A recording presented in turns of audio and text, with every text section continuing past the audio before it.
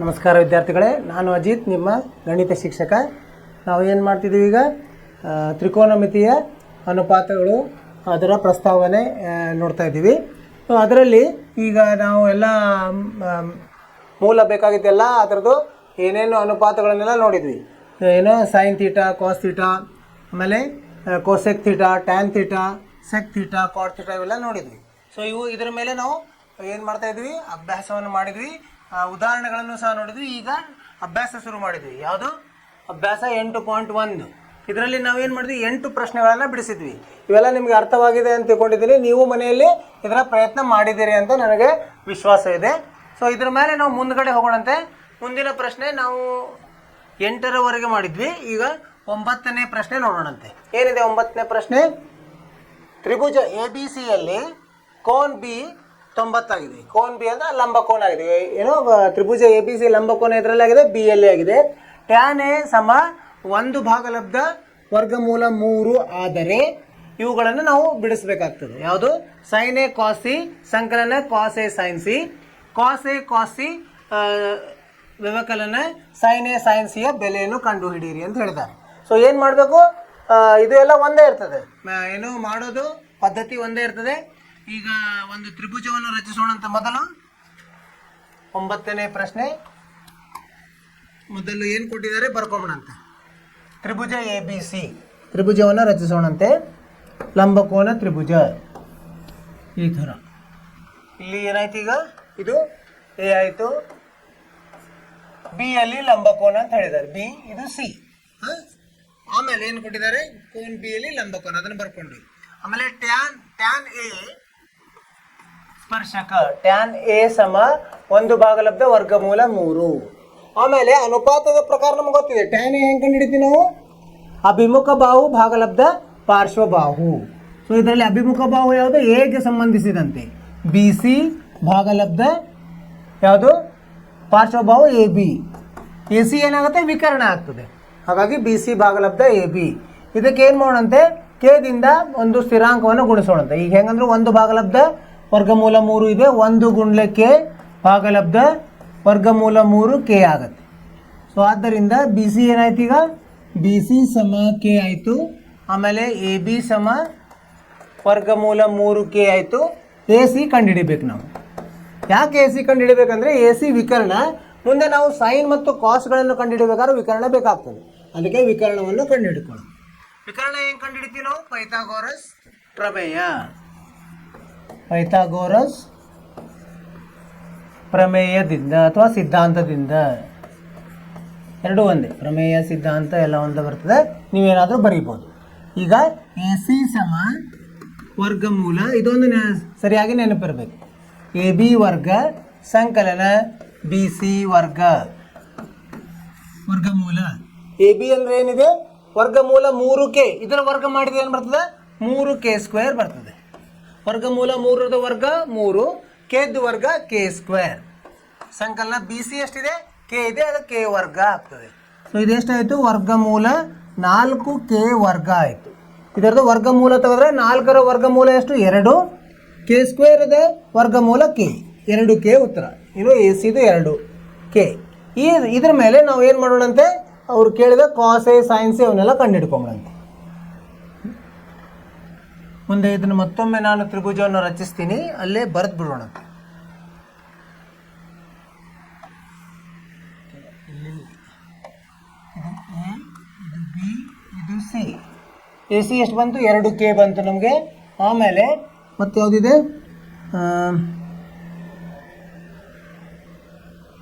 Tan A ಅಲ್ಲ, ಇದು ಎದು ಅಂದರೆ 1, ಇದು 1 ಇದೆ, ಇದು 1k ಇದೆ, ಇದು ವರ್ಗಮೂಲ 3k ಇದೆ. ಸರಿನಾ? ಎ ಬಿ ಎಷ್ಟಿತ್ತು? ವರ್ಗಮೂಲ 3k, ಇದು ಕೆ. ಸರಿಯಾಗಿದೆ. ಈಗ ನಾವೇನು ಮಾಡೋಣ ಅಂತ ಅವ್ರು ಏನೇನು ಹೇಳಿದ್ದಾರೆ ಅವನು ಕಂಡುಹಿಡಿಯೋಣಂತೆ. Sine A cos C. ಮೊದಲು ಸೈನ್ ಎ ಕಂಡುಹಿಡ್ಕೊಂಬ. ಸೈನ್ ಎ ಹೆಂಗೆ ಕಂಡುಹಿಡ್ತೀವಿ ನಾವು? ಏಕೆ ಸಂಬಂಧಿಸಿದಂತೆ. ಸೈನ್ ಎ ಅಂದರೆ ಅಭಿಮುಖ ಬಾಹು ಭಾಗಲಬ್ಧ ವಿಕರ್ಣ. ಅಭಿಮುಖ ಬಾಹು ಯಾವುದು? ಬಿ ಸಿ ಭಾಗಲಬ್ಧ ವಿಕರ್ಣ ಎ ಸಿ. ಎಷ್ಟು ಬರುತ್ತೆ? ಬಿ ಸಿ ಕೆ ಇದೆ, ಭಾಗಲಬ್ಧ 2k ಅಂದರೆ ಎಷ್ಟು ಬಂದಿದೆ? 1/2 ಬಂತು. ಸರಿನಾ? ಆಮೇಲೆ ಏನು ಬಂತು, ಏನು ಕೇಳಿದ್ರೆ ಕಾಸ್ ಸಿ ಕೇಳಿದಾರೆ. ಇಲ್ಲಿ ಅದನ್ನು ಕಂಡುಹಿಡಿಯೋಣ. ಕಾಸ್ ಸಿ ಅದು ಏನು ಕಂಡುಹಿಡಿದೀವಿ, ಸಿಗೆ ಸಂಬಂಧಿಸಿದಂತೆ. ಅದು ಪಾರ್ಶ್ವಬಾಹು ಭಾಗಲಬ್ಧ ವಿಕರ್ಣ. ಪಾರ್ಶ್ವಬಾಹು ಯಾವುದಿದೆ, ಬಿ ಸಿ ಇದೆ, ಭಾಗಲಬ್ಧ ಎ ಸಿ.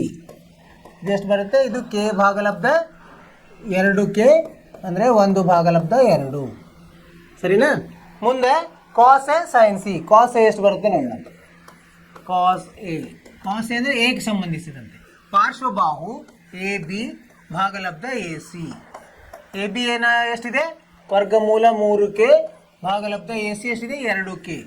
ಅಂದರೆ ವರ್ಗಮೂಲ 3 ಭಾಗಲಬ್ಧ 2 ಬಂತು. ಆಮೇಲೆ ಇನ್ನೊಂದು ಯಾವ್ದು ಕಂಡುಹಿಡಿಬೇಕು ನಾವು, ಸೈನ್ ಸಿ ಕಂಡುಹಿಡಿಬೇಕು. ಇಲ್ಲಿ ಕಂಡುಹಿಡಿಬೇಕು ಸೈನ್ ಸಿ. ಸೈನ್ ಸಿ ಅಂದರೆ ಸಿಗೆ ಸಂಬಂಧಿಸಿದಂತೆ. ಸಿಗೆ ಸಂಬಂಧಿಸಿದಂತೆ ಅಭಿಮುಖ ಬಾಹು ಎ ಬಿ ಭಾಗಲಬ್ಧ ಎ ಸಿ. ಎಷ್ಟು ಬಂತು, ಎ ಬಿ ಎಷ್ಟಿದೆ, ವರ್ಗಮೂಲ 3K, ಭಾಗಲಬ್ಧ 2K. ವರ್ಗಮೂಲ 3 ಭಾಗಲಬ್ಧ 2 ಬಂತು. ಈಗ 4 ಕಂಡುಹಿಡಿದ್ವಿ ನಾವೀಗ. ಈಗ ಇದರಲ್ಲಿ ನಾವು ಆದೇಶಿಸೋದು ಅಷ್ಟೇ. ಒಂದನೇದು ಏನು ಹೇಳಿದ್ದಾರೆ ನೋಡಿ. ಒಂದನೇದು ಏನು ಹೇಳಿದ್ದಾರೆ, sine A cos C. Sine A ಗುಣಲಬ್ಧ ಕಾಸ್ ಸಿ ಸಂಕಲನ cos A sine C.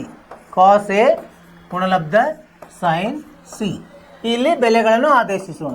Sine A ನಾವಿಲ್ಲಿ ಕಂಡುಹಿಡಿದ್ವಿ. ಎಷ್ಟು ಬಂದಿದೆ, ಸೈನ್ ಎ 1 ಭಾಗಲಬ್ಧ 2 ಗುಣಲೆ ಕಾಸ್ ಸಿ ಎಷ್ಟು ಬಂದಿದೆ, 1 ಭಾಗಲಬ್ಧ 2. ಅದು ಅದೇ ಬಂದಿದೆ. ಸಂಕಲನ ಕಾಸ್ ಎ ಎಷ್ಟು ಬಂದಿದೆ, ವರ್ಗಮೂಲ 3 ಭಾಗಲಬ್ಧ 2 ಗುಣಲಬ್ಧ ಸೈನ್ ಸಿ ಎಷ್ಟು ಬಂದಿದೆ, ವರ್ಗಮೂಲ 3 ಭಾಗಲಬ್ಧ 2. ಇದನ್ನು ಸರಳ ಮಾಡಿದಾಗ 1 ಭಾಗಲಬ್ಧ 2 ಗುಣಲೆ 1 ಭಾಗಲಬ್ಧ 2 1 ಭಾಗಲಬ್ಧ 4. ಸಂಕಲನ ವರ್ಗಮೂಲ 3 ಗುಣಲೆ ವರ್ಗಮೂಲ 3 ಏನು ಬರ್ತದೆ, 3 ಬರ್ತದೆ. 3 ಭಾಗಲಬ್ಧ 4 ಉತ್ತರ 1 ಬರ್ತದೆ. ಯಾಕಂದರೆ 3 ಸಂಕಲನ 1 4, 4 ಭಾಗಲಬ್ಧ 4 1 ಬರ್ತದೆ. ಸೊ ಇದಾಗಿ ಇದರ ಉತ್ತರ ಎಷ್ಟು, 1. ಮುಂದಿನ ಇದರಲ್ಲಿ ಹೋಗೋಣ. ಇದರಲ್ಲಿ ಉಪಪ್ರಶ್ನೆ ಏನಿದೆ, ಎರಡನೇದ್ದು ಏನಿದೆ, cos A cos C. Cos A ಗುಣಲಬ್ಧ ಕಾಸ್ ಸಿ ವ್ಯವಕಲನ sine A sine C. Sine A ಗುಣಲಬ್ಧ ಸೈನ್ ಸಿ ಎಷ್ಟು, ಕಾಸ್ ಏನು ಬಂದಿದೆ ನಮಗೆ ನೋಡೋಣ. ಕಾಸ್ ಏನು ಬಂದಿದೆ, ವರ್ಗಮೂಲ 3 ಭಾಗಲಬ್ಧ 2. ವರ್ಗಮೂಲ 3 ಭಾಗಲಬ್ಧ 2 ಗುಣಲೆ ಕಾಸ್ ಸಿ ಎಷ್ಟು ಬಂದಿದೆ, 1 ಭಾಗಲಬ್ಧ 2 ಬಂದಿರ್ಬೋದು.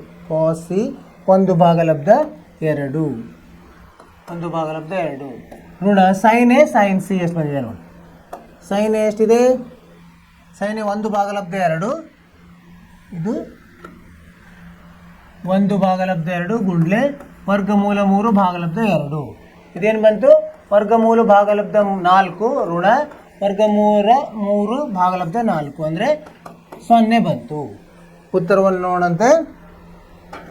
ಸೈನ್ ಎ ಒಂದನೇದ್ದು ಸರಿಯಾಗಿದೆ, 1 ಇದೆ, ಎರಡನೇದು 0 ಸರಿಯಾಗಿದೆ.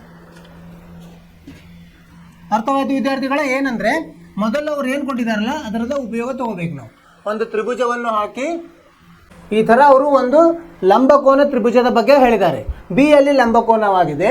ಆಮೇಲೆ ಟ್ಯಾನ್ ಎ ಕೊಟ್ಟಿದ್ದಾರೆ. ಆ ಟ್ಯಾನ್ ಎ ಸಹಾಯದಿಂದ ನಾವು 2 ಬಾಹುಗಳು ಸಿಗ್ತವೆ. 3ನೇ ಬಾಹುವನ್ನು ಪೈಥಾಗೋರಸ್ ಪ್ರಮೇಯದಿಂದ ಕಂಡುಹಿಡ್ಕೊಂಡು ಆಮೇಲೆ ಅನುಪಾತಗಳನ್ನು ಕಂಡುಹಿಡಿದು, ಅಲ್ಲಿ ಲೆಕ್ಕದಲ್ಲಿ ಯಾವ ಅನುಪಾತಗಳು ಬೇಕು ಆ ಅನುಪಾತಗಳನ್ನು ಕಂಡುಹಿಡಿಯೋದು. ಅವನ್ನೆಲ್ಲ ನಾವು ಕಂಡುಹಿಡಿದ್ವಿ. ಅದು ಸರಿಯಾಗಿ ನಮಗೆ ಗೊತ್ತಿರಬೇಕು. ಅವನು ಕಂಡುಹಿಡಿದು ಅದರಲ್ಲಿ ಲೆಕ್ಕದಲ್ಲಿ ಆದೇಶಿಸಿದಾಗ ನಮಗೆ ಉತ್ತರ ಸಿಗ್ತದೆ. 1ನೇ ಉತ್ತರ 1 ಬಂತು, 2ನೇ ಉತ್ತರ 0 ಬಂತು. ಇದು ಅರ್ಥವಾಯ್ತಲ್ಲ ವಿದ್ಯಾರ್ಥಿಗಳೇ?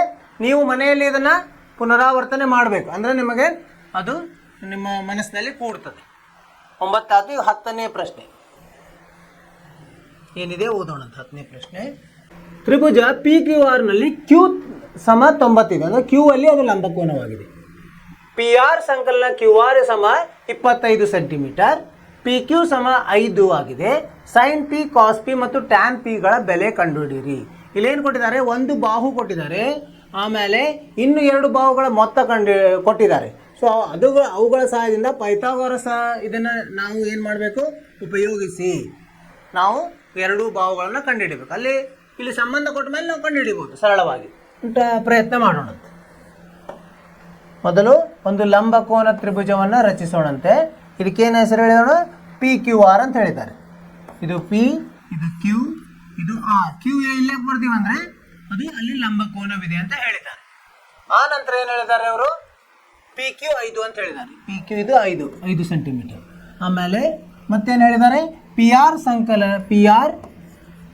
ಸಂಕಲನ ಕ್ಯೂ ಆರ್ ಸಮ 25 ಅಂತ ಹೇಳಿದ್ದಾರೆ. ಸೊ ಇದರಿಂದ ನಾವು ಪಿ ಆರ್ ಅನ್ನು ಕ್ಯೂ ಆರ್ ಅಲ್ಲಿ ಹೇಳ್ಬೋದು, 25 ಋಣ ಕ್ಯೂ ಆರ್. ಸರಿನಾ? ಈಗ ಪೈಥಾಗೋರಸ್ ಇದರಿಂದ ಸಿದ್ಧಾಂತದಿಂದ ಏನು ಸಿಗ್ತದೆ ನಮಗೆ? ಪೈಥಾಗೋರಸ್ ಸಿದ್ಧಾಂತದಿಂದ ಅಥವಾ ಪ್ರಮೇಯದಿಂದ ಏನು? ಪಿ ಆರ್ ಸಮ ವರ್ಗಮೂಲ ಏನು? ಪಿ ಆರ್ ಅಂದರೆ ವಿಕರ್ಣ, ಪಿ ಕ್ಯೂ ವರ್ಗ ಸಂಕಲನ ಕ್ಯೂ ಆರ್ ವರ್ಗ. ಸರಿನಾ? ಈಗೇನು ಮಾಡೋಣ ಅಂತ? ಪಿ ಆರ್ ಅಂದರೆ ಇದು ಇದೆ, ಇದನ್ನು ನಾವು ಇದರಲ್ಲಿ ಆದೇಶಿಸೋಣ ಅಂತ. ಇಲ್ಲಿ 1ರಲ್ಲಿ ಇದೆಯಲ್ಲ, ಇದನ್ನು 2ರಲ್ಲಿ ಆದೇಶಿಸೋಣ. 25 ಋಣ ಕ್ಯೂ ಆರ್ ಸಮ ವರ್ಗಮೂಲ ಪಿ ಕ್ಯೂ ಅಂದರೆ ಕೊಟ್ಟಿದ್ದಾರೆ ಅವರು. ಎಷ್ಟು ಕೊಟ್ಟಿದ್ದಾರೆ? ಪಿ ಕ್ಯೂ 5 ಅಂತ ಕೊಟ್ಟಿದ್ದಾರೆ. 5ರ ವರ್ಗ ಸಂಕಲನ ಕ್ಯೂ ಆರ್ ವರ್ಗ. ಈಗ ವರ್ಗಮೂಲ ಹೋಗ್ಲಿಕ್ಕೆ ಏನು ಮಾಡೋಣ? 2 ಕಡೆ ವರ್ಗ ಮಾಡ್ಕೊಂಬೋಣ. ಅಂದರೆ ಹೆಂಗೆ ಬರೆಯೋದಿದೆ? 25 ಋಣ ಕ್ಯೂ ಆರ್ ಕಂಸ ವರ್ಗ ಸಮ 5 ಸ್ಕ್ವೇರ್ ಅಂದರೆ 25 ಸಂಕಲನ ಕ್ಯೂ ಆರ್ ಸ್ಕ್ವೇರ್ ಆಯಿತು. ಸರಿನಾ? ಇದರಲ್ಲಿ ಹೇಗಿದೆ? ಎ ಋಣ ಬಿ ವರ್ಗದ ಥರ ಇದೆ. ಆ ಸಮೀಕರಣವನ್ನು ನಮಗೆ ಗೊತ್ತಿದೆ, ಅದು ನಿತ್ಯ ಸಮೀಕರಣ. ಸೊ ಅದನ್ನ ಇಲ್ಲಿ ಬಿಡಿಸೋಣಂತೆ. 25ರ ವರ್ಗ 625, ಕ್ಯೂ ಆರ್ದ ವರ್ಗ ಸಂಕಲನ ಕ್ಯೂ ಆರ್ ವರ್ಗ ಋಣ 25 ಗುಣಲೆ 2 ಎಷ್ಟು? 50 ಕ್ಯೂ ಆರ್. ಹೇಗೆ ಬಂತಿದ್ದು? ಎ ಸ್ಕ್ವೇರ್ ಸಂಕಲನ ಬಿ ಸ್ಕ್ವೇರ್ ಋಣ 2ab ಆ ಥರ ಬರ್ತದೆ. ಸಮ ಇದನ್ನು ಹೇಗಿದೆ ಅದು ಬರೆಯೋಣ. 25 ಸಂಕಲನ ಕ್ಯೂ ಆರ್ ಸ್ಕ್ವೇರ್. ಈಗ ಕ್ಯೂ ಆರ್ ವರ್ಗ 2 ಕಡೆ ಇದೆ, ಇದೇನಾಗುತ್ತೆ? ರದ್ದಾಗುತ್ತೆ. ಈಗ ಉಳಿತೇನು? ಈ 25ನ್ನು ಆ ಕಡೆ ತೊಗೊಂಡೋಗೋಣಂತೆ. ಏನಾಗುತ್ತೆ? ಇದು ಋಣ 25 ಆಗುತ್ತೆ. ಅಂದರೆ 625ರಲ್ಲಿ 25 ತೆಗೆದ್ರೆ 600 ಉಳಿತು ಅಲ್ವಾ? ಆಮೇಲೆ ಈ ಋಣ 50 ಕ್ಯೂ ಆರ್ ಅನ್ನು ಈ ಕಡೆ ತಂದರೆ ಧನ 50 ಕ್ಯೂ ಆರ್ ಆಯಿತು. ಅಂದರೆ ಕ್ಯೂ ಆರ್ ಎಷ್ಟು ಬಂತು ನಮಗೆ? ಕ್ಯೂ ಆರ್ ಸಮ 600 ಭಾಗಲಬ್ಧ 50. ಅಂದರೆ ಎಷ್ಟು ಬರುತ್ತೆ? ಈ 0 ಹೋಗಿ 12 ಬಂತು. ಕ್ಯೂ ಆರ್ ಎಷ್ಟು ಬಂತು? 12 ಬಂತು. ಇದ್ರ ಮೇಲೆ ನಾವು ಪಿ ಆರ್ ಕಂಡುಹಿಡಿಬೋದು. ಈಗ ಪಿ ಆರ್ ಎಷ್ಟು ಬರುತ್ತೆ? 25 ಋಣ 12 ಅಂದರೆ 25 ಋಣ 12 ಸಮ 13 ಬಂತು. ಈಗೇನಾಯಿತು? 3/5 ಬಂತು. ಈಗ ಕ್ಯೂ ಆರ್ ಬಂತು, ಪಿ ಆರ್ ಬಂತು, ಮತ್ತು ಇದು ಕೊಟ್ಬಿಟ್ಟಿದ್ದಾರೆ ಅವರು, ಪಿ ಕ್ಯೂ ಕೊಟ್ಟಿದ್ದಾರೆ. ಪಿ ಕ್ಯೂ ಎಷ್ಟು ಕೊಟ್ಟಿದ್ದಾರೆ? 5 ಸೆಂಟಿಮೀಟರ್ ಅಂತ ಕೊಟ್ಟಿದ್ದಾರೆ. ಇವುಗಳ ಮೂರರದ್ದು ಸಹಾಯದಿಂದ ನಾವು ಅವುಗಳ ಅನುಪಾತಗಳನ್ನು ಕಂಡುಹಿಡಿಯಬಹುದು. ಇಲ್ಲಿ ಮತ್ತೊಮ್ಮೆ ನಾವೇನು ಮಾಡೋಣ ಅಂತ? ತ್ರಿಭುಜವನ್ನು ರಚಿಸೋಣಂತೆ, ಅದರಲ್ಲಿ ಬರೆಯೋಣ. ಅರ್ಥವಾಗ್ತಿದೆಯಲ್ಲ ವಿದ್ಯಾರ್ಥಿಗಳೇ? ಸರಳವಾಗಿದೆ. ಏನಂದರೆ ನಮಗೆ ಅದು ವಿಷಯ ಸರಿಯಾಗಿ ಗೊತ್ತಿರಬೇಕು. P Q R, P Q 5, P R 13 ಬಂತು, ಕ್ಯೂ ಆರ್ 12 ಬಂತು. ಸರಿನಾ? ಈಗೇನು ಕಂಡುಹಿಡಲಿಕ್ಕೆ ಹೇಳಿದ್ದಾರೆ ಅವರು? ಸೈನ್ ಪಿ ಕಂಡುಹಿಡಲಿಕ್ಕೆ ಹೇಳಿದ್ದಾರೆ. Sign P. ಪಿ ಎಲ್ಲಿದೆ? ಇಲ್ಲಿದೆ. ಪಿ ಅಂದರೆ ಇಲ್ಲಿ ಏನು ಬರುತ್ತೆ? ಅಭಿಮುಖ ಬಾಹು ಕ್ಯೂ ಆರ್ ಭಾಗಲಬ್ಧ ವಿಕರ್ಣ ಪಿ ಆರ್. ಕ್ಯೂ ಆರ್ ಎಷ್ಟಿದೆ? 12 ಭಾಗಲಬ್ಧ 13. ಮತ್ತೇನು ಹೇಳಿದ್ದಾರೆ? ಸೈನ್ ಪಿ ಕಾಸ್ ಪಿ ಕೋಟಿ ಜ. ಇದೇನು? ಪಾರ್ಶ್ವಬಾಹು ಯಾವುದು? ಪಿ ಕ್ಯೂ ಭಾಗಲಬ್ಧ ಪಿ ಆರ್ ಸಮ 5 ಭಾಗಲಬ್ಧ 13. ಆಮೇಲೆ ಟ್ಯಾನ್ ಪಿ ಹೇಳಿದ್ದಾರೆ. ಟ್ಯಾನ್ ಪಿ ಏನು? ಅಭಿಮುಖ ಬಾಹು ಕ್ಯೂ ಆರ್ ಭಾಗಲಬ್ಧ ಪಾರ್ಶ್ವಬಾಹು ಪಿ ಕ್ಯೂ. ಕ್ಯೂ ಆರ್ ಎಷ್ಟಿದೆ? 12 ಭಾಗಲಬ್ಧ 5. ಇವು ನೋಡಿ 3 ಬಂದು ಅಲ್ವಾ? ಉತ್ತರವನ್ನು ನೋಡಂತೆ. ಸೈನ್ ಪಿ 12 ಭಾಗಲಬ್ಧ 13 ಸರಿಯಾಗಿದೆ. ಕಾಸ್ ಪಿ 5 ಭಾಗಲಬ್ಧ 13 ಸರಿಯಾಗಿದೆ. ಟ್ಯಾನ್ ಪಿ 12 ಭಾಗಲಬ್ಧ 5 ಸರಿಯಾಗಿದೆ. ಅರ್ಥವಾಯಿತು ವಿದ್ಯಾರ್ಥಿಗಳು? ಏನು ಮಾಡಿದ್ವಿ ನಾವು? ಮೊದಲು ಇಲ್ಲಿ ಏನು ಕೊಟ್ಟಿದ್ದಾರೆ? ಒಂದು ತ್ರಿಭುಜ ಕೊಟ್ಟಿದ್ದಾರೆ. ಕ್ಯೂ ಅಲ್ಲಿ ಅದು ಲಂಬಕೋನವಾಗಿದೆ. ಆಮೇಲೆ ಪಿ ಕ್ಯೂ ಅಳತೆ ಕೊಟ್ಟಿದ್ದಾರೆ. ಆಮೇಲೆ ಮತ್ತೇನು ಕೊಟ್ಟಿದ್ದಾರೆ, ಪಿ ಆರ್ ಮತ್ತು ಕ್ಯೂ ಆರ್ ದ ನಡುವಿನ ಸಂಬಂಧ. ಪಿ ಆರ್ ಸಂಕಲನ ಕ್ಯೂ ಆರ್ ಸಮ 25 ಅಂತ ಕೊಟ್ಟಿದ್ದಾರೆ. ಸೊ ಇದನ್ನು ಇವೆರಡು ವಿಷಯ ಮತ್ತು ಪೈಥಾಗೋರಸ್ ಸಿದ್ಧಾಂತವನ್ನು ಉಪಯೋಗಿಸಿ ಬೇರೆ 2 ಬಾಹುಗಳನ್ನು ನಾವು ಕಂಡುಹಿಡಿದ್ವಿ. ಆ 2 ಬಾಹುಗಳನ್ನು ಉಪಯೋಗಿಸಿ ಏನು ಕಂಡುಹಿಡಿದ್ವಿ ನಾವು, ಅನುಪಾತಗಳು ಯಾವ್ಯಾವ ಹೇಳಿದ್ದಾರೆ ಅವರು, ಸೈನ್ ಪಿ ಹೇಳಿದ್ದಾರೆ, ಕಾಸ್ ಪಿ ಹೇಳಿದ್ದಾರೆ, ಟ್ಯಾನ್ ಪಿ, ಅವುಗಳನ್ನು ಕಂಡುಹಿಡಿದ್ವಿ. ನಮಗೆ ಉತ್ತರ ಬಂತು 12/13, 5/13, 12/5. ಅರ್ಥವಾಯಿತು ಅಂತ ತಿಳ್ಕೊಂಡು ವಿದ್ಯಾರ್ಥಿಗಳೇ, ಸರಳವಾಗಿದೆ. ಏನಂದರೆ ನಮಗೆ ಮೂಲದಲ್ಲಿ ಸೇಲ ಗೊತ್ತಿದ್ರೆ ಏನೂ ಸಮಸ್ಯೆ ಇಲ್ಲ. ಮುಂದೆ ಹೋಗೋಣಂತ. ಯಾವುದಿದು 11ನೇ ಪ್ರಶ್ನೆ. 11ನೇ ಪ್ರಶ್ನೆಯಲ್ಲಿ ನೀವು ಮನೆಯಲ್ಲೇನೂ ನೀವು ಪ್ರಯತ್ನ ಮಾಡಿರ್ತೀರಿ ಅಲ್ವಾ, ನಾನು ಹೇಳಿದ್ದೆ ನಿಮಗೆ ಮನೆ ಕೆಲಸ. ನಿಮ್ಮ ಉತ್ತರವು ಇದೇ ಬಂದಿರುತ್ತೆ. ಒಂದನೇದು ಏನು ಹೇಳಿದ್ದಾರೆ ಅವರು, ಟ್ಯಾನ್ ಎ ಬೆಲೆಯು ಯಾವಾಗಲೂ 1ಕ್ಕಿಂತ ಕಡಿಮೆ ಆಗಿರುತ್ತದೆ. ಇದು ಸರಿಯೋ ತಪ್ಪು ಅಂತ ನಾವು ನೋಡ್ಬೇಕೀಗ. ಅದೇನು, ಆಮೇಲೆ ಉತ್ತರವನ್ನು ಸಮರ್ಥಿಸಿ ಅಂತ ಹೇಳಿದ್ದಾರೆ. ಏನು ಮಾಡಬೇಕು, ಅದಕ್ಕೆ ಏನು ಮಾಡೋಣ ಅಂತ ನಾವು ಒಂದು ತ್ರಿಭುಜವನ್ನು ರಚಿಸೋಣ ಅಂತೀವಿ ಈ ಥರ. ಆಮೇಲೆ ಈಗ ಟ್ಯಾನ್ ಎದ ಬೆಲೆ, ಎ ಅಂದರೆ ಇಲ್ಲಿ ಎ ಅಂತ ತಗೊಂಡ್ರೆ ಇದು ಬಿ ಆಗುತ್ತೆ, ಇದು ಸಿ ಆಗುತ್ತೆ, ಇದು 90 ಡಿಗ್ರಿ. ಈಗ ನೋಡಿ, ಇದು ಒಂದು ವೇಳೆ 5 ಇತ್ತಂದರೆ ಇದು 3, 4, ಯಾವುದು ಇದಕ್ಕೆ 4 ತೊಗೊಂಡಂತೆ, ಇದು 3 ತೊಗೊಂಡಂತೆ. ಸರಿನಾ? ಹೇಗೆ ಬರುತ್ತೆ ಅಂದರೆ 5ರ ವರ್ಗ 3ರ ವರ್ಗ ಸಂಕಲನ 4ರ ವರ್ಗ ಆಗ್ತದೆ. ಇಲ್ಲಿ ನೋಡಿದಾಗ ಈಗ ಟ್ಯಾನ್ ಎದ ಬೆಲೆ ಎಷ್ಟಾಗುತ್ತೆ ನೋಡಿ, ಟ್ಯಾನ್ ಎ ಸಮ ಯಾವಾಗಲೂ ಅಂತಿರ್ತಾರೆ. ಈಗ ಇದೊಂದು ಏನು, ಇದು ಒಂದು ಆಗ್ಬೋದು, ಇದೊಂದು ಸನ್ನಿವೇಶ. ಟ್ಯಾನ್ ಎ ಎಷ್ಟಾಯ್ತು ಈಗ, ಅಭಿಮುಖ ಬಾಹು ಭಾಗಲಬ್ಧ ಪಾರ್ಶ್ವ ಬಾಹು, ಅಂದರೆ ಅಭಿಮುಖ ಬಾಹು 4 ಭಾಗಲಬ್ಧ 3, ಇದು ಎಷ್ಟಾಗುತ್ತೆ, ಇದು 1.33 ಈ ಥರ ಬರ್ತದೆ. ಅಂದರೆ ಇದೇನಾಯ್ತು ಈಗ 1ಕ್ಕಿಂತ ಜಾಸ್ತಿ ಆಯಿತು. ಹಾಗಾದರೆ 1ನೇದ್ದು ಅವರ ಹೇಳಿಕೆ ತಪ್ಪಾಗ್ತದೆ.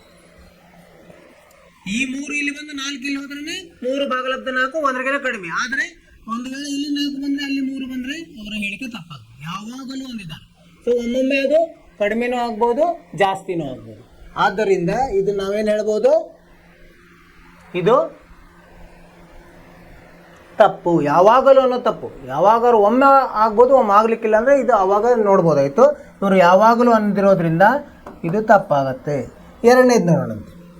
ಕೋನೆಯದ ಯಾವುದಾದ್ರೂ ಒಂದು ಬೆಲೆಗೆ ಸೆಕ್ಕೆ 12 ಭಾಗಲಬ್ಧ 5 ಆಗಿರ್ತದ ಅಂತ ಕೇಳ. ಅಂದರೆ ಇಲ್ಲಿ ಒಂದು ತ್ರಿಭುಜವನ್ನು ನೋಡಿದಾಗ ಇಲ್ಲಿ ಎ, ಇಲ್ಲಿ ಬಿ, ಇಲ್ಲಿ ಸಿ, ಇದು ವಿಕರ್ಣ 13 ಇತ್ತು ಅಂತ ತಿಳ್ಕೊಳ್ಳಿ. ಇದು 12 ಇತ್ತು, ಇಲ್ಲಿ 5 ಇರ್ತದೆ. 5 ಇರ್ತದೆ.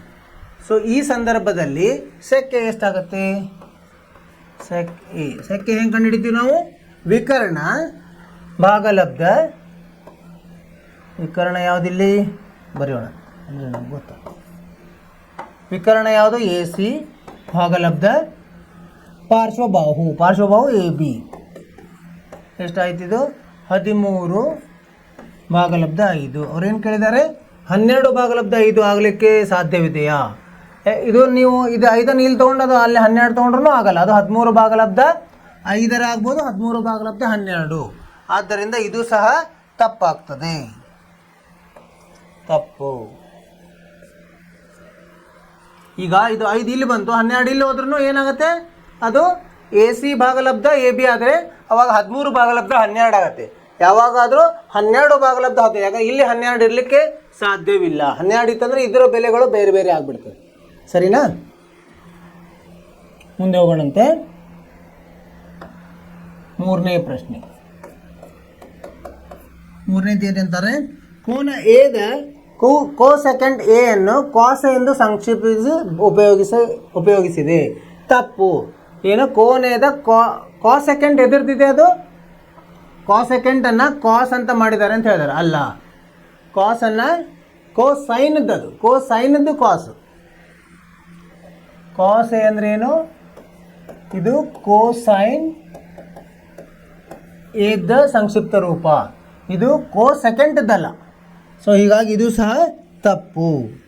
ಎರಡನೇದು ಏನಾಯ್ತು ಈಗ, ಎರಡನೇದ್ದು ಕೋನೆ ಯಾವುದಾದ್ರು ಒಂದು ಬೆಲೆಗೆ ಸೆಕ್ಕೆ 12 ಭಾಗಲಬ್ಧ 5 ಆಗಲಿ ಸಾಧ್ಯವಿದೆಯಾ? 12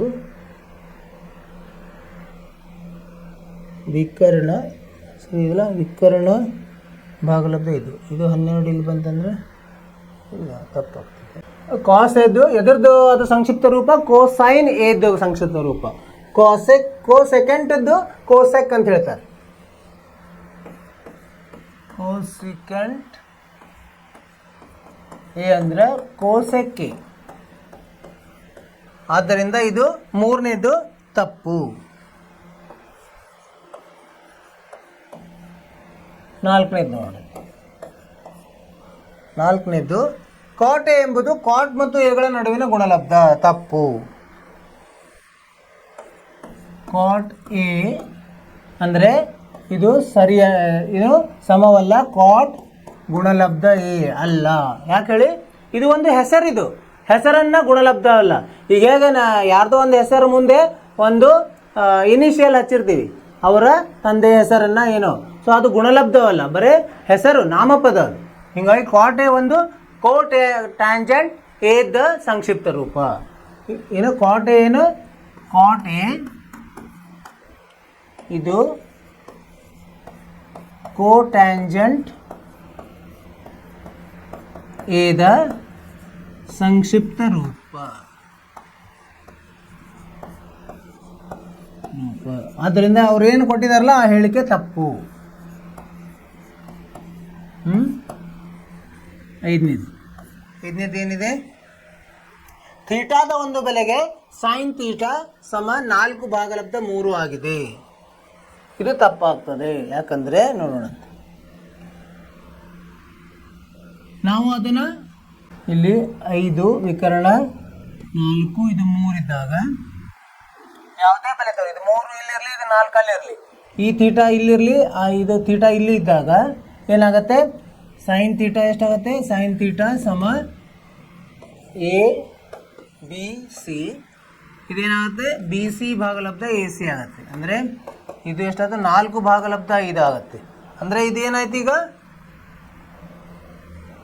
4 ಭಾಗಲಬ್ಧ 3 ಆಗಲಿಲ್ಲ. ಥೀಟಾ ಇಲ್ಲಿ ತೊಗೊಂಡಾಗ ಏನಾಗುತ್ತೆ? ಇಲ್ಲ ಆಯಿತು. ಈಗ ಇದು 3 4 ಅದಲಿ ಬದಲಿ ಮಾಡಿದ್ರು ಸೈನ್ ಥೀಟಾ ಎಷ್ಟಾಗತ್ತೆ? ಈ 3 ಇಲ್ಲಿ ಬಂದ್ರೂ 3 ಭಾಗಲಬ್ಧ 5 ಆಗುತ್ತೆ. 4 ಭಾಗಲಬ್ಧ 3 ಆಗಲಿಕ್ಕೆ ಸಾಧ್ಯವಿಲ್ಲ. ಯಾಕಂದರೆ 4 ಭಾಗಲಬ್ಧ 3 ಅಂದ್ರೆ ಏನು? 1 ಜಾಸ್ತಿ. ಸೈನ್ ಬೆಲೆ 1 ಜಾಸ್ತಿ ಇಲ್ಲ. ಹೆಚ್ಚಂದ್ರದು ಸೈನ್ 90 ಎಷ್ಟು ಬರ್ತದೆ? ಸೈನ್ 90 1, ಅದಕ್ಕಿಂತ ಜಾಸ್ತಿ ಹೋಗಲ್ಲ.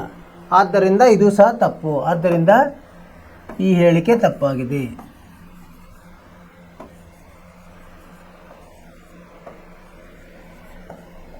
ಯಾಕಂದರೆ ಸೈನ್ ಥೀಟಾದ ಯಾವ ಥೀಟಾ ಬೆಲೆ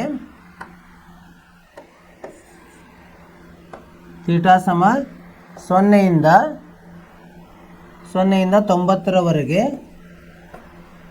ಸೈನ್ ಥೀಟಾ ಬೆಲೆ ಗರಿಷ್ಠ ಎಷ್ಟಿರ್ತದೆ? 1 ಇರ್ತದೆ. 4 ಭಾಗಲಬ್ಧ 3 ಅಂದ್ರೆ ಏನು? 1 ಜಾಸ್ತಿ ಆಯಿತು. ಆದ್ದರಿಂದ ಈ ಹೇಳಿಕೆ ತಪ್ಪು. ಈ ಥರ ಬರೀಬೇಕು ನೀವು. ಅರ್ಥವಾಯಿತು ವಿದ್ಯಾರ್ಥಿಗಳೇ? ನಾವು ಏನೇನು ಮಾಡಿದ್ವಿ ಈಗ? 11ನೇ ಪ್ರಶ್ನೆಯಲ್ಲಿ ಇವನ್ನೆಲ್ಲ ನಾವು ಏನು ಕೊಡು ಅಂತ ಹೇಳಿದ್ರು? ಅವರು ಸಮರ್ಥನೆ ಕೊಡ್ಲಿಕ್ಕೆ ಹೇಳಿದರು. ಸಮರ್ಥನೆಯನ್ನು ನಾವು ತ್ರಿಭುಜವನ್ನು ರಚಿಸಿ ಹೇಳಿದ್ವಿ. ನೀವು ಈ ಥರ ಕೊಡಬೇಕು. 1ನೇದು ತಪ್ಪು. ಯಾಕಂದರೆ ಟ್ಯಾನ್ ಎ ಬೆಲೆ 1ಕ್ಕಿಂತ ಕಡಿಮೆ ಆಗಿರುತ್ತದೆ. ಅದು ಒಂದು ಸಲ ಕಡಿಮೆನೂ ಆಗ್ಬೋದು, 1ಕ್ಕಿಂತ ಜಾಸ್ತಿನೂ ಆಗ್ಬೋದು. ಆದ್ದರಿಂದ ಅದು ತಪ್ಪಾಗಿದೆ. ಎರಡನೇದ್ದು ಹಾಗೆ ಹೇಳಿ, ಸೆಕ್ಕೆ ಬೆಲೆ 12.5 ಆಗಲಿಕ್ಕೆ ಸಾಧ್ಯವಾ ಅಂತ ಹೇಳಿದರು. 12.5 ಆಗ್ಲಿಕ್ಕೆ ಸಾಧ್ಯವಿಲ್ಲ. ಯಾಕೆ ಹೇಳಿ? ಅದು ಸೆಕ್ಕೆದ್ದು ಹೇಗೆ ಹೇಳ್ತೀವಿ ನಾವು? ಪಾರ್ಶ್ವಬಾಹು ಭಾಗಲಬ್ಧ ವಿಕರ್ಣ ಯಾವಾಗಲೂ ದೊಡ್ಡದಿರ್ತದೆ. ವಿಕರ್ಣ ದೊಡ್ಡದಿರೋದ್ರಿಂದ ವಿಕರ್ಣ ಚಿಕ್ಕದಿರಲಿಕ್ಕೆ ಸಾಧ್ಯವಿಲ್ಲ. ಅಲ್ಲ, ವಿಕರ್ಣ ಭಾಗಲಬ್ಧ ಪಾರ್ಶ್ವಬಾಹು ಇರೋದ್ರಿಂದ ಇಲ್ಲಿ ಏನಾಗಿದೆ? 12 ಇದ್ದಾಗ ಅದು 5 ಇರ್ಲಿಕ್ಕೆ ಸಾಧ್ಯ ಇಲ್ಲ. ಪಾರ್ಶ್ವಬಾಹು ಬೇರೆ ಏನಾದರೂ ಬೆಲೆ ಇರ್ಲಿಕ್ಕೆ ಸಾಧ್ಯತೆ ಇರ್ಬೋದು. ಅದನ್ನು ಈಗ ಇದೊಂದು ಸ್ವಲ್ಪ ವಿಚಾರ ಮಾಡೋಣಂತೆ. ಏನಾಗಿದೆ ಅಂದರೆ ಇಲ್ಲಿ ಆಗಿಲ್ಲ. ಈಗ ಒಂದು ವೇಳೆ ಇದು ಬೆಲೆ 12 ಇತ್ತು, ಇದು 12 ಇತ್ತು, ಇದು 5 ಇತ್ತು ಅಂದರೆ ಬಿ ಸಿ ಎಷ್ಟಾಗುತ್ತೆ, ಇದು ಬಿ ಸಿ ಕಂಡುಹಿಡಿಯೋಣಂತೆ. ಬಿ ಸಿ ಸಮ ಇರ್ಬೋದು, ಬಿ ಸಿ ಸಮ 12 ವರ್ಗ ಋಣ 5 ವರ್ಗ ಅಂದರೆ 144 ಋಣ 25 ಎಷ್ಟಾಯ್ತಿದು, ವರ್ಗಮೂಲ 9 119. ಇದು ವರ್ಗಮೂಲ 119 ಇರಲಿಕ್ಕೆ ಸಾಧ್ಯವಿದೆ. ಇಲ್ಲಿ ಸೆಕ್ಕೆ ಬೆಲೆ ಎಷ್ಟಾಗುತ್ತೆ, ಸೆಕ್ಕೆ ಬೆಲೆ 12/5 ಆಗಲು ಸಾಧ್ಯತೆ ಇದೆ. ಸೊ ಆದ್ದರಿಂದ ಇದು ಸರಿ ಅಂತ ಹೇಳ್ಬೋದು, ಸರಿ ಅಂತ ಹೇಳ್ಬೋದು. ಸರಿಯಾಗಿದೆ, ಇದು ಆಗಿರುವ ಸಾಧ್ಯತೆ ಇದೆ. ಯಾವಾಗ ವಿಕರ್ಣ 12 ಇದ್ದು ಪಾರ್ಶ್ವಭಾವ 5 ಇದ್ದು ಅಭಿಮುಖ ಭಾವ ಬದಲಿ ಇರ್ತದೆ. ಸೊ ಇದು ಇರಲು ಸಾಧ್ಯತೆ ಇದೆ. ಎರಡನೇದು ಒಂದೇ ಸರಿಯಾಗಿದೆ. ಆಮೇಲೆ 3 ಸರಿಯಾಗಿಲ್ಲ. ಕಾಸ್ ಎ ಅಂದರೆ ಕೋಸೈನ್ ಎ ಇದ್ದ ಸಂಕ್ಷಿಪ್ತ ರೂಪ ಅಂತ ಹೇಳೋದು ಅಲ್ಲ. ಕಾಸ್ ಎ ಅಂದ್ರೆ ಅದು ಎದ್ರದ್ದು ಇದು ಏನು ಕೋಸ್ ಸೆಕೆಂಡ್ದ ಸಂಕ್ಷಿಪ್ತ ರೂಪ ಅಂತ ಹೇಳೋದು ಅಲ್ಲ, ಅದು ಕೋಸೈನ್ದ ಸಂಕ್ಷಿಪ್ತ ರೂಪ. ಹೀಗಾಗಿ ಇದು ಏನು ಸಂಬಂಧ ಇಲ್ಲ, ಇದು ಸಂಬಂಧ ಇಲ್ಲ, ಇದು ಸರಿಯಾದದ್ದು. ಆದ್ದರಿಂದ ಅವ್ರು ಏನು ಹೇಳಿದ್ರು, ಕಾಸ್ ಎ ಸಮ ಕೋಸ್ ಸೆಕೆಂಡ್ ಎ ಅಂತ ಹೇಳಿದ್ದಾರೆ, ಅದು ತಪ್ಪು. ಮೂರನೇದು ತಪ್ಪು. ನಾಲ್ಕನೇದು ಕಾಟ್ ಎ ಅಂದರೆ ಕಾಟ್ ಮತ್ತು ಎಗಳ ನಡುವಿನ ಗುಣಲಬ್ಧ, ಅದು ಗುಣಲಬ್ಧವಲ್ಲ, ಅದು ಒಂದು ಹೆಸರಿನ ಸಂಕ್ಷಿಪ್ತ ರೂಪ.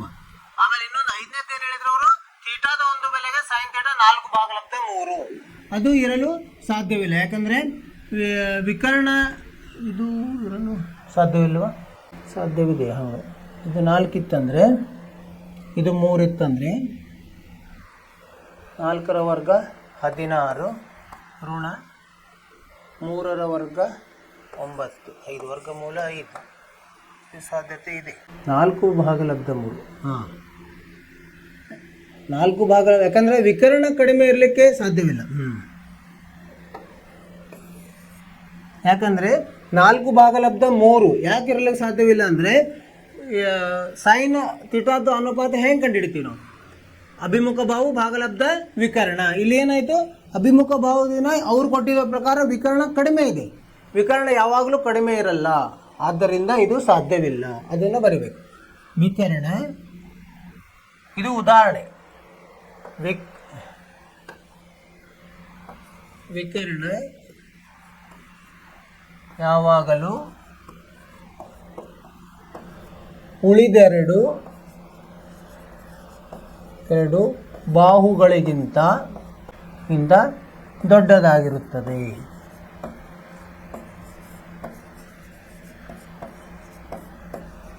ಆದ್ದರಿಂದ ಇದು ತಪ್ಪು. ಆಮೇಲೆ ಇನ್ನೊಂದು ಏನಂದರೆ ಗರಿಷ್ಠ ಬೆಲೆ 1 ಇರ್ತದೆ, ಇದು 4/3 1 ಜಾಸ್ತಿ ಆಯಿತು, ಆದ್ದರಿಂದ ಅದು ಸಾಧ್ಯವಿಲ್ಲ. ಅರ್ಥವಾಯ್ತು ವಿದ್ಯಾರ್ಥಿಗಳ? ಇಲ್ಲಿಗೆ 8.1 ಅಭ್ಯಾಸ ಮುಗಿಯಿತು. ಇಲ್ಲಿಗೆ ನೀವೇನು ಮಾಡಬೇಕು, 8.1 ಅಭ್ಯಾಸವನ್ನು ಮನೆಯಲ್ಲಿ ಮತ್ತೊಮ್ಮೆ ಬಿಡಿಸ್ರಿ, ನಿಮ್ಮ ಸ್ವಂತ ಬುದ್ಧಿಯಿಂದ ಬಿಡಿಸ್ರಿ. ಮೊದಲು ಇದನ್ನು ನೋಡ್ಕೊಳ್ರಿ ಬಿಡಿಸಿದ್ದು, ಆಮೇಲೆ ನಿಮ್ಮ ಸ್ವಂತ ಬುದ್ಧಿಯಲ್ಲಿ ಬಿಡಿಸಿದಾಗ ನಿಮಗೆ ಗೊತ್ತಾಗ್ತದೆ ನಾ ಎಲ್ಲಿ ತಪ್ತಾ ಇದ್ದೀನಿ ಅಂತ. ಅವಾಗ ಅಷ್ಟು ಮೀರಿನೂ ನಿಮಗೇನಾದರೂ ಸಂಶಯಗಳು ಬಂದರೆ ನೀವು ಮೆಸೇಜ್ ಹಾಕಿ, ನಾವು ನಿಮಗೆ ಉತ್ತರವನ್ನು ಕೊಡ್ತೇವೆ. ಈಗ ಮುಂದೆ ಹೋಗೋಣಂತೆ. ಕೆಲವು ನಿರ್ದಿಷ್ಟ ಕೋನಗಳಿಗೆ ತ್ರಿಕೋನಮಿತಿಯ ಅನುಪಾತಗಳು. ನಿರ್ದಿಷ್ಟ ಕೋನಗಳು ಎಂಥವಂದರೆ 0, 90, 30, 45, 60 ಇವು ನಿರ್ದಿಷ್ಟ ಕೋನಗಳು. ಇವುಗಳ ಬೆಲೆಯನ್ನು ಹೆಂಗೆ ಕಂಡುಹಿಡಿಯೋದು, ಇವುಗಳ ನಿರ್ದಿಷ್ಟ ಒಂದು ಬೆಲೆ ಇರ್ತದೆ, ಅನುಪಾತಗಳು. ಅದನ್ನು ನಾವು ಈ ತರಗತಿಯಲ್ಲಿ ಅಭ್ಯಾಸ ಮಾಡ್ತೀವಿ. ನೋಡಿರಿ, ರೇಖಾಗಣಿತದಿಂದ ನೀವು ಈಗಾಗಲೇ 30 ಡಿಗ್ರಿ, 45 ಡಿಗ್ರಿ, 60 ಡಿಗ್ರಿ, 90 ಡಿಗ್ರಿ ಅಳತೆಯ ಕೋನಗಳನ್ನು ರಚಿಸುವ ವಿಧಾನ ಪರಿಚಯ ಆಗಿದೆ. ಹೆಂಗೆ ರಚನೆ ಮಾಡೋದು ನಮ್ಗೆ ಗೊತ್ತಿದೆ. ಈ ವಿಭಾಗದಲ್ಲಿ ನಾವು 0 ಡಿಗ್ರಿಯನ್ನು ಒಳಗೊಂಡಂತೆ ಈ ಎಲ್ಲ ಕೋನಗಳಿಗೆ ತ್ರಿಕೋನಮಿತಿಯ ಅನುಪಾತಗಳನ್ನು ಕಂಡುಹಿಡಿಯುತ್ತೇವೆ. ಹೆಂಗಿದೆ ನೋಡೋಣಂತೆ. ಇದರದ ಹೇಗೆ ಕಂಡುಹಿಡಿತಾರೆ ಇನ್ನು 45 ಡಿಗ್ರಿಯ ತ್ರಿಕೋನಮಿತಿಯ ಕೋನ. ಇಲ್ಲೇಂದ್ರೆ ಎ 45 ಡಿಗ್ರಿ ಅಂದರೆ ಸಿ ಸಹ ಏನಾಗುತ್ತೆ 45 ಡಿಗ್ರಿ. ಯಾಕಂದರೆ ಒಂದು 90 ಅಂಕ ಇದ್ದೇ ಇರ್ತದೆ. ಇದು ಏನು ಲಂಬಕೋನ ತ್ರಿಭುಜದಲ್ಲಿ ಒಂದು 45 ಇದ್ದರೆ ಇನ್ನೊಂದು ಎಷ್ಟು ಇರ್ತದೆ 45 ಇರಲಿಕ್ಕೆ. ಯಾಕಂದರೆ ಮೊತ್ತ ಎಷ್ಟು ಬರಬೇಕು ನಮಗೆ 180 ಬರಬೇಕು. ಇಲ್ಲಿ ನೋಡಿ, ತ್ರಿಭುಜ ಎ ಬಿ ಸಿಯಲ್ಲಿ ಕೋನ್ ಬಿ ಸಮ 90 ಡಿಗ್ರಿ ಆಗಿದೆ. ಒಂದು ಕೋನವು 45 ಡಿಗ್ರಿ ಆದರೆ ಮತ್ತೊಂದು ಕೋನವು ಎಷ್ಟಿರ್ತದೆ 45 ಡಿಗ್ರಿ ಆಗಿರುತ್ತದೆ. ಅಂದರೆ ಎ ಸಮ ಬಿ ಸಿ ಸಮ 45 ಡಿಗ್ರಿ. ಈಗ ನೋಡಿ ಬಿ ಸಿ, ಆದ್ದರಿಂದ ಏನಾಗುತ್ತೆ ಇಲ್ಲಿ ಬಿ ಸಿ ಸಮ ಎ ಬಿ ಆಗುತ್ತೆ. ಯಾಕೆ ಹೇಳಿ, ಯಾಕಂದರೆ ಅವು ಎಲ್ಲಿದೆ ಸಮಬಾಹುಗಳ ಅಭಿಮುಖವಾಗಿದೆ. ಆ ಕೋನಗಳು ಎಲ್ಲಿದೆ? ಕೋನಗಳು ಕೋನ ಆಗಿದ್ದಾವೆ, ಬಾಹುಗಳು ಸಮಕೋನದ ಎದುರುಗಡೆ ಇದಾವೆ. ಎದ ಎದುರಿಗೆ ಯಾವುದಿದೆ? ಬಿ ಸಿ ಇದೆ, ಆಮೇಲೆ ಸಿ ಎದುರಿಗೆ ಎ ಬಿ ಇದೆ. ಆದ್ದರಿಂದ ಎ ಬಿ ಸಮ ಎ ಬಿ ಸಿ ಆಗುತ್ತೆ. ಏನಂತ ಹೇಳೋಣ? ಎ ಅಂತ ಇರಲಿ, ಒಂದು ಊಹೆ ಇಟ್ಕೊಂಡು, ಯಾಕಂದ್ರೆ ನಮಗೆ ಬೆಲೆ ಗೊತ್ತಿಲ್ಲ. ಪಿ ಸಿ ಸಮ ಎ ಬಿ ಸಮ ಎ ಅಂತ ಇರಲಿ. ಆಮೇಲೆ ಏನು ಮಾಡೋದು? ಪೈಥಾಗೋರಸ್ ನಿಯಮದಿಂದ ಎ ಸಿ ವರ್ಗ ಸಮ ಎ ಬಿ ವರ್ಗ ಸಂಕಲನ ಬಿ ಸಿ ವರ್ಗ ಆಗ್ತದೆ. ಎ ಬಿ ಅನ್ನು ನಾವು ಎ ಇಟ್ಕೊಂಡಿವಿ, ಬಿ ಸಿ ಸಹ ಎ ಇದೆ, ಅಂದರೆ ಎ ಸ್ಕ್ವೇರ್ ಸಂಕಲನ ಎ ಸ್ಕ್ವೇರ್ ಸಮ ಎಷ್ಟಾಯಿತು? 2 ಎ ಸ್ಕ್ವೇರ್ ಆಯಿತು. ಎ ಸಿ ಅನ್ನು ಕಂಡುಹಿಡಿದಾಗ ಎರಡು ಕಡೆ ವರ್ಗಮೂಲ ಮಾಡಿದಾಗ ಏನಾಗುತ್ತೆ? ಎ ವರ್ಗಮೂಲ 2 ಆಗ್ತದೆ. ಈಗ ಎ ಸಿ ಬಂತು. ಇನ್ಮೇಲೆ ನಮ್ಗೆ 3 ಇವು ಬಾಹುಗಳು ಗೊತ್ತಾಯ್ತು. A B A, B C A C ಎಷ್ಟು ಬಂತು? ಎ ವರ್ಗಮೂಲ 2 ಬಂತು. ಈಗ ನಾವು ಸೈನ್ 45 ಕಂಡುಹಿಡಿದಾಗ, 45 ಇದು ಆದರೂ ಹಿಡಿ, ಇದು ಆದರೂ ಹಿಡಿ, ಎರಡು ಒಂದೇ ಇದೆ. ಸೈನ್ 45 ಹೇಗೆ? 45 ಡಿಗ್ರಿ ಕೋನಕ್ಕೆ ಅಭಿಮುಖ ಬಾಹು ಭಾಗಲಬ್ಧ ವಿಕರ್ಣ. ಬಿ ಸಿ ಭಾಗಲಬ್ಧ ಎ ಸಿ. ಬಿ ಸಿ ಎಷ್ಟಿದೆ? ಎ ಭಾಗಲಬ್ಧ ಬಿ ಸಿ ಎ ಇದೆ, ಎ ಸಿ ಎಷ್ಟಿದೆ? ಎ ವರ್ಗಮೂಲ 2 ಇದೆ. ಅಂದರೆ ಎ ರದ್ದಾಗಿ ಉಳಿಯೋದೇನು? 1 ಭಾಗಲಬ್ಧ ವರ್ಗಮೂಲ 2. ಇದನ್ನು ನೆನ್ಪಿಡಬೇಕು. ಸೈನ್ 45ರದ ಬೆಲೆ 1 ಭಾಗಲಬ್ಧ ವರ್ಗಮೂಲ 2. ಅದೇ ತರ ಕಾಸ್ 45 ಹೆಂಗ್ ಕಂಡುಹಿಡಿತೀವಿ ನಾವು? ಪಾರ್ಶ್ವಬಾಹು ಭಾಗಲಬ್ಧ ವಿಕರ್ಣ. ಪಾರ್ಶ್ವಬಾಹು ಎಷ್ಟಾಗಿದೆ? ಎ ಆಗಿದೆ, ವಿಕರ್ಣ ಎ ವರ್ಗಮೂಲ 2 ಆಗಿದೆ. ಸೊ ಅಲ್ಲಿ ಎ ಹೋಗಿ ಉಳಿತದೇನು? 1 ಭಾಗಲಬ್ಧ ವರ್ಗಮೂಲ 2.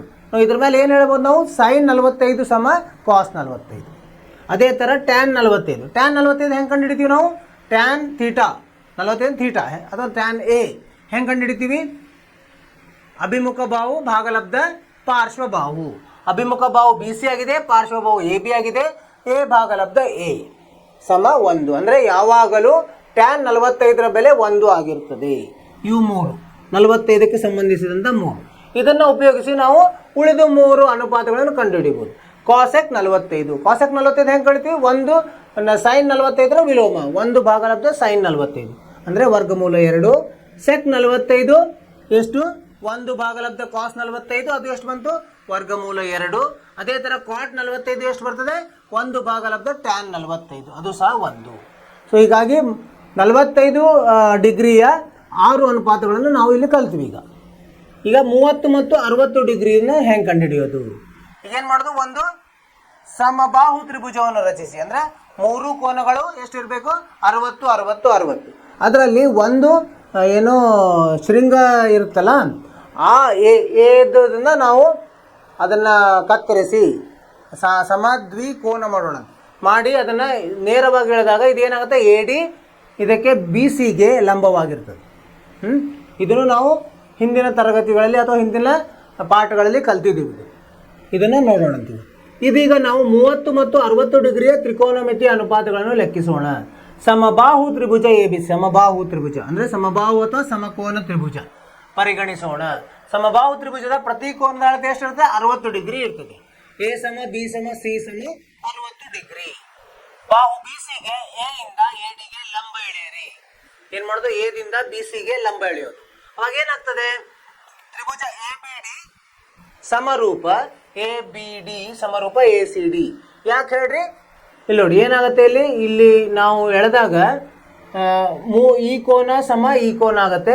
ಮೊದಲೇ ನಾವು ರಚಿಸಿದ್ವಿ. ಆಮೇಲೆ ಇದನ್ನೇನು ಮಾಡಿದ್ವಿ? ನಾವು ಕತ್ತರಿಸಿದ್ವಿ.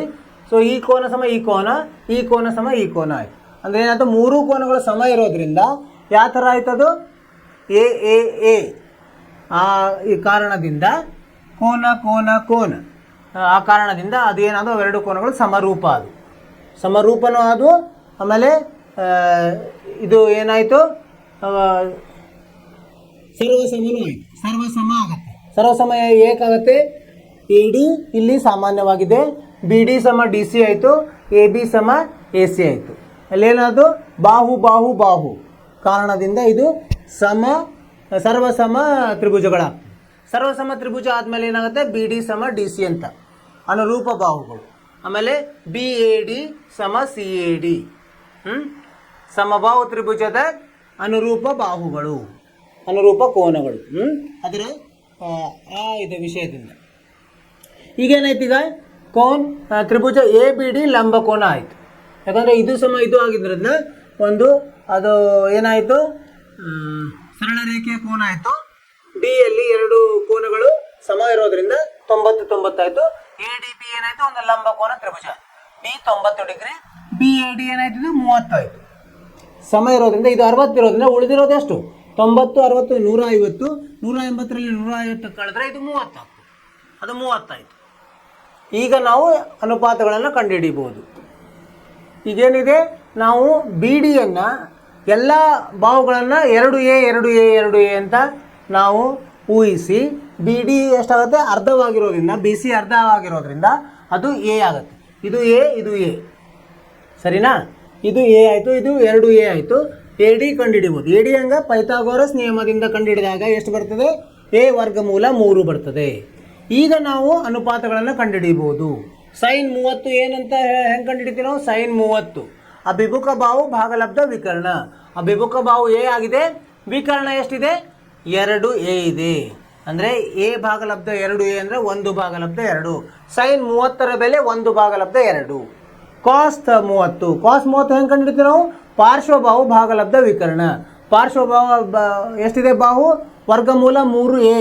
ನಾವಿಲ್ಲಿ ಪೈಥಾಗೋರಸ್ನಿಂದ ಕಂಡುಹಿಡಿದ್ವಿ. ಇಲ್ಲಿ ಭಾಗಲಬ್ಧ 2 ಅಂದರೆ ವರ್ಗಮೂಲ 3 ಭಾಗಲಬ್ಧ 2 ಆಯಿತು. ಏನು? ಕಾಸ್ 30. ಟ್ಯಾನ್ 30 ಹೆಂಗೆ ಕಂಡುಹಿಡಿತೀವಿ? ನೀವು ಸೈನ್ 30 ಭಾಗಲಬ್ಧ ಕಾಸ್ 30 ಮಾಡಿ ಕಂಡುಹಿಡಿಬೋದು, ಅಥವಾ ಅನುಪಾತಗಳ ಸಹಾಯದಿಂದನೂ ಕಂಡುಹಿಡಿಬೋದು. ಅನುಪಾತಗಳ ಸಹಾಯದಿಂದ ಹೆಂಗೆ ಕಂಡುಹಿಡಿತೀವಿ? ಅಭಿಮುಖ ಬಾಹು ಭಾಗಲಬ್ಧ ಪಾರ್ಶ್ವಬಾಹು. ಅಭಿಮುಖ ಬಾಹು ಎಷ್ಟಿದೆ? ಬಿ ಡಿ ಇದೆ, ಪಾರ್ಶ್ವಬಾಹು ಎ ಡಿ ಆಗಿದೆ. ಬಿ ಡಿ ಭಾಗಲಬ್ಧ ಎ ಡಿ, ಎ ಭಾಗಲಬ್ಧ ಎ ವರ್ಗಮೂಲ 3 ಅಂದರೆ 1 ಭಾಗಲಬ್ಧ ವರ್ಗಮೂಲ 3 ಆಯಿತು. ಇವು 3 ಏನಾಯ್ತು? ಈಗ ಸೈನ್ 30 ಬಂತು, ಕಾಸ್ 30 ಬಂತು, ಟ್ಯಾನ್ 30 ಬಂತು.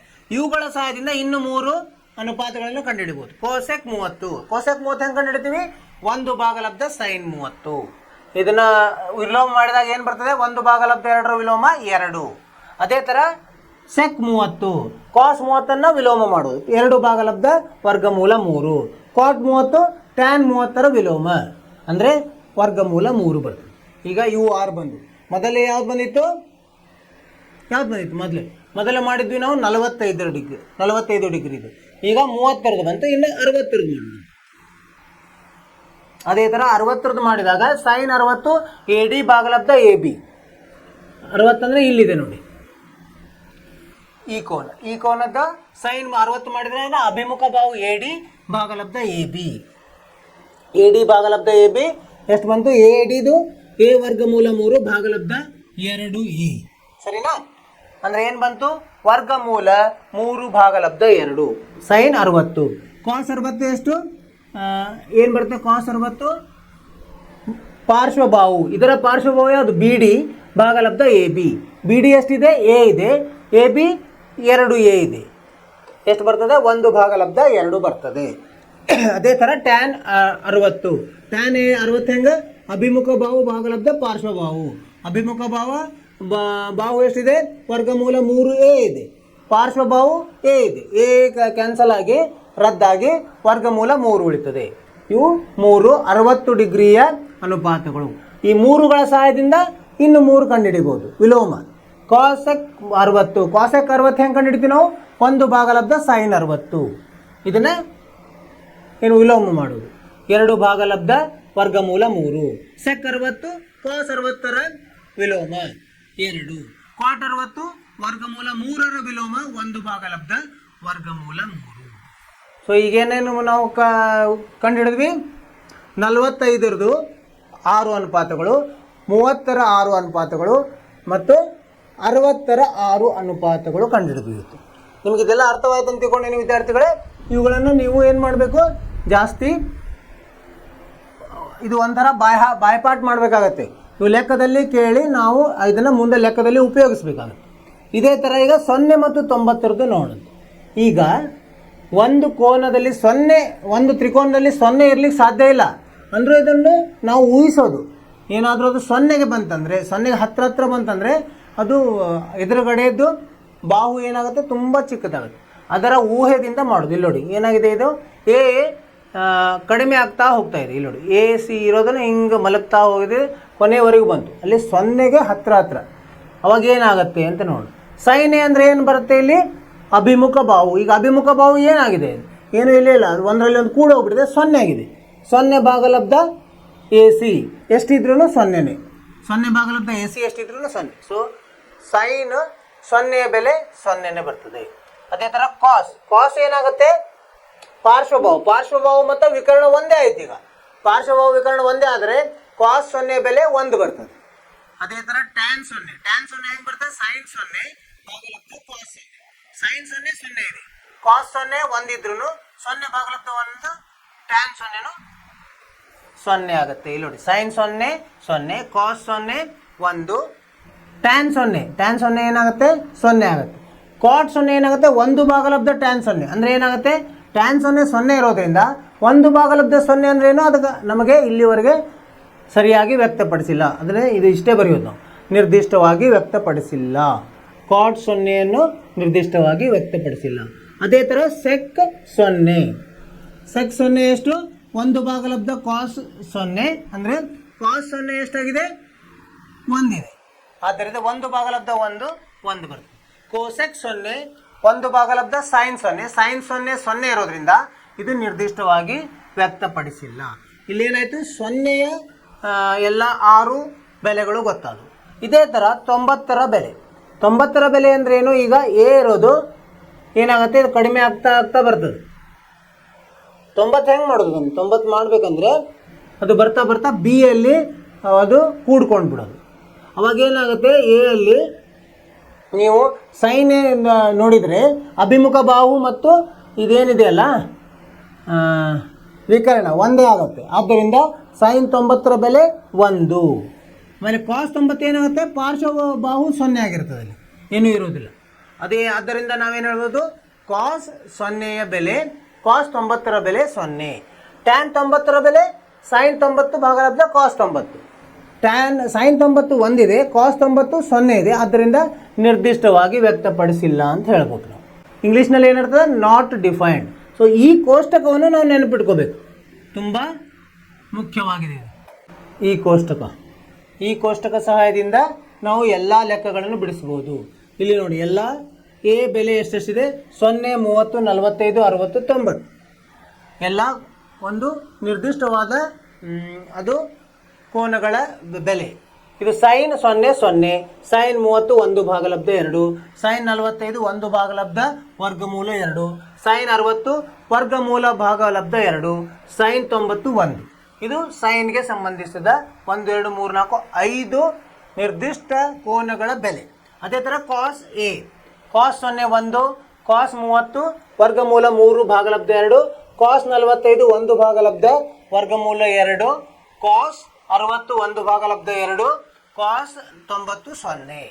ಅದೇ ಥರ ಟ್ಯಾನ್ ಎ, ಟ್ಯಾನ್ 0 1 0, ಟ್ಯಾನ್ 30 1 ಭಾಗಲಬ್ಧ ವರ್ಗಮೂಲ 3, ಟ್ಯಾನ್ 45 1. ಟ್ಯಾನ್ 45 ಯಾಕೆ 1, ಸೈನ್ 45 ಭಾಗಲಬ್ಧ ಕಾಸ್ 45 ಎರಡೂ ಒಂದೇ ಆಗಿರೋದ್ರಿಂದ 1 ಬರ್ತದೆ ಬೆಲೆ. ಅದೇ ಥರ ಟ್ಯಾನ್ 60 ವರ್ಗಮೂಲ 3, ಟ್ಯಾನ್ 90 ನಾಟ್ ಡಿಫೈನ್ಡ್ ಅಂದರೆ ನಿರ್ದಿಷ್ಟವಾಗಿ ವ್ಯಕ್ತಪಡಿಸಿಲ್ಲ. ಮುಂದೆ ಕಾಸೆಕ್ ಎ, ಕಾಸೆಕ್ 0 ನಿರ್ದಿಷ್ಟವಾಗಿ ವ್ಯಕ್ತಪಡಿಸಿಲ್ಲ, ಯಾಕಂದರೆ ಸೈನ್ 0ಯ ಬೆಲೆ 0 ಆಗಿರೋದ್ರಿಂದ ಕಾಸೆಕ್ 0 ಏನಾಗುತ್ತೆ 1 ಭಾಗಲಬ್ಧ 0, ಅದಕ್ಕೆ ನಿರ್ದಿಷ್ಟವಾದ ಬೆಲೆ ಇಲ್ಲ. ಕಾಸೆಕ್ 30 2, ಕಾಸೆಕ್ 45 ವರ್ಗಮೂಲ 2, ಕಾಸೆಕ್ 60 2 ಭಾಗಲಬ್ಧ ವರ್ಗಮೂಲ 3, ಕಾಸೆಕ್ 0 1.